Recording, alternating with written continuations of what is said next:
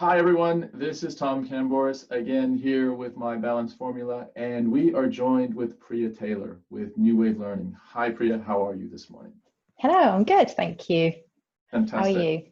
I'm really good as well. Really excited to be talking to you because, you know, in our sort of day jobs, we both are in this space. We both really live it and spend a lot of energy thinking about this stuff. So I'm really excited to get your perspective on well-being and life balance and that type of thing.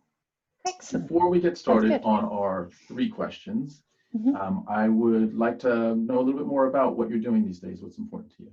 Cool. So I am Managing Director of New Wave Learning. We create blended learning journeys using creative design and gamification, but we also incorporate human interaction through facilitation. So we aren't really e-learning, and we're definitely not face-to-face traditional learning. So we're a complete blend.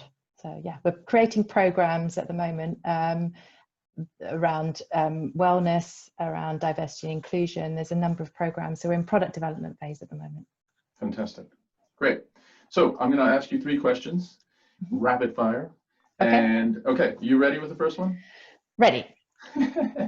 Okay. First question is, if there was one thing that is the most important thing for you when you think about your own well-being or presenting yourself as the best version of you, whether it's at home or out in the wild, what is the one thing that you know that when you do it on a daily basis, it's gonna lift you for the day? Yeah, I think there was a version before and there's a version now. So I think before lockdown and having to adapt to this new way of working, I was quite lucky that my day lifted me and gave me a good start in the routines and the habits that I created. I'm really lucky I'm able to walk my daughter to school. We have that time together, chatting about her day, giving her the confidence to go off and enjoy her day. That's really important to me. And then I think I'm probably in a bit of an anomaly in that I really enjoy the commute into work, because I don't get on a particularly busy train into London, and it was my time to get my mind ready, and that might be through watching a TED talk or doing a crossword, but it just gave me that time to get ready for the day. So by the time I walked into the office, got a little walk at the other end, I was quite energized. So very lucky to have that energy for the beginning of the day. Through lockdown, we had to adapt to that, and it was just really important that we still, as a family, maintained some energy at the start of the day. So we kind of made a bit of a contract that we'd have breakfast together. My husband was also working from home. My daughter's homeschooling. So that breakfast was our opportunity to talk about the day, for her to identify times where she'd need support from us. And we were quite militant about making sure we did that every morning. And that just, all 3 of us would then just go off into our own little places in the house and feel ready for the day. So yeah, now we're entering into how do we do that in the summer holidays? And my daughter and I have again made a pact that at 8 o'clock every morning we'll go for a walk together. So that's great, because that encompasses one of my not so good areas of, you know, getting as much exercise as I can. So yeah, that's the plan from this week onwards, that we will go for a walk every morning, talk about what's coming up in the day ahead, and yeah, get us ready. Fantastic. I love the fact that you have mentioned, and these are words that we don't typically mention when we're talking about things that we need to commit to as a family, but you said we have made a contract together, we've made a pact together. These are things that normally, you know, we kind of just go with an organic flow of what happens, and oftentimes we're eating at separate times and we're very, very rarely together as a family. So it seems like this new world has required some different interactions and some different levels of acting or contracting within our family. So thank you. Definitely. Okay, you're through the first one. We're still here. Okay, second one is, right, so we have a list of things that we like to do, or we know that we need to do to feel good, to feel happier, to feel better. And on that list, there are a few things that are daily and some things that are regular, but maybe not daily. And then there's maybe like this one thing that I see it on the list and I look at it every now and again, and I look at it and I say, I know that you are important, but I still haven't gotten to you yet. What is that one thing that I've just neglected for whatever reason that I know when I do it, it helps? Yeah, I think there's 2 things. One is exercise and the other is sleep.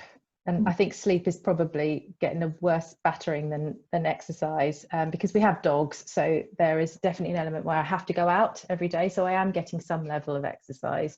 But my sleeping habits have just become terrible. And I think, yeah, again, that's been part of this working from home, adapting to working from home, instead of ending the day, having my commute, my switch off time from work, and then entering into mummy mode and coming home and being family, Priya, and there being a routine to our evening, that bit has all gone a little bit skew whiff, and it just has meant that going to sleep has become later and later and later.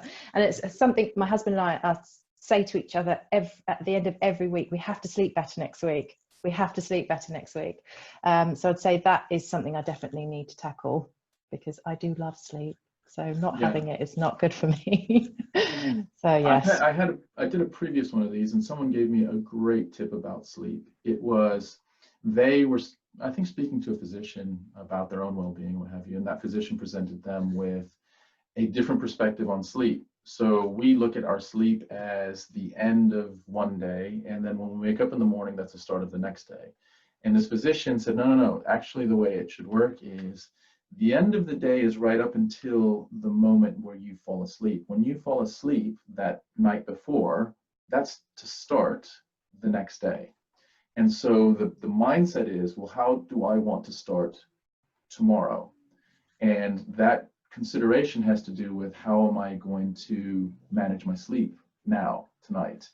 And so we start thinking about, okay, well, I need whatever it is, 8 hours or 7 hours. So let me start working backwards on what I need to do. Yeah. And it's just a little bit of a shift that hit me in a way that was like, yeah, I quite like that. And I've been using it recently. So I offer it to yeah, thank you. others. Yeah. Yeah, no, it's definitely something we need to tackle as a pair, actually, because neither is encouraging the other. So that's even worse. So yes. Maybe potentially another pact or contract. Yes, absolutely. Definitely. Okay, so last question. So we have a few people that listen in on this and take away tips on what they can apply within their own consideration of their own life balance or their own well-being. If you had a tip looking at your own perspective, your own learning along the way of your journey, managing your own life balance, what would be a tip that you would offer up to folks that are watching? I guess I'd probably break it into two: work Priya and home personal Priya. I think work Priya would definitely say that as leaders, as managers, as people that run businesses, we should really ensure that well-being is a vital, is the heart of our organization. And I think taking responsibility to ensure that our people are creating good work habits around their well-being, I think, is vital. I feel quite strongly about that. I think, it doesn't have to be, the simple things like headspace, providing them with tools, or even simpler, encouraging lunchtime walks or time away from their desk. But I think now more than ever, as leaders, we should be talking about well-being and encouraging those habits in our people. I feel quite passionately about that. I think providing tools, we're not saying we're here to fix everything, but we should take responsibility of giving them the tools that they need to create those good habits, and not talking about well-being as a taboo. It's not a taboo subject. We want to talk about it and we want to embrace it and help. So that's probably the best advice I'd give as a person who leads a business. Look after your people. And from a personal point of view, I think as a family, we are very much, the things that are important to us are talking, being connected, and being active. And for us, routine has created good habits.